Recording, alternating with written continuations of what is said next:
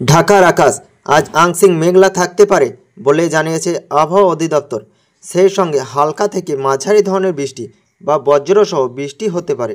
বৃহস্পতিবার সকাল 7টা থেকে পরবর্তী 6 ঘন্টার জন্য ঢাকা এর পার্শ্ববর্তী এলাকার জন্য দেওয়া পূর্বাভাসে এ তথ্য জানানো হয়। এছাড়া দিনের তাপমাত্রা অপরিবর্তিত থাকতে পারে বলে পূর্বাভাসে বলা হয়েছে। এ সময় দক্ষিণ বা দক্ষিণ পূর্ব দিক থেকে ঘন্টায় 10 থেকে 15 কিলোমিটার বেগে বাতাস প্রবাহিত হতে পারে।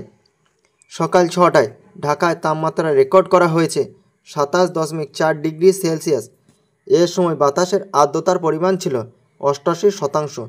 আর বুধবারের সর্বোচ্চ তাপমাত্রা ছিল 33-60টি অঞ্চলের ওপর দিয়ে সর্বোচ্চ 60 কিলোমিটার বেগে ঝড় বয়ে যেতে পারে বলে জানিয়েছে বাংলাদেশ আবহাওয়া অধিদপ্তর।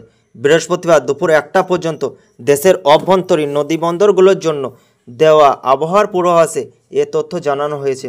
এতে বলা হয়েছে খুলনা, বরিশাল, পটুয়াখালী, নোয়াখালী, কুমিল্লা, চট্টগ্রাম এবং কক্সবাজার অঞ্চলের ওপর দিয়ে দক্ষিণ বা দক্ষিণ পূর্ব দিক থেকে ঘন্টায় 45 থেকে 60 কিলোমিটার বেগে অস্থায়ীভাবে দমকা বা ঝোড়ো হাওয়া সহ বৃষ্টি বা বজ্রসহ বৃষ্টি হতে পারে।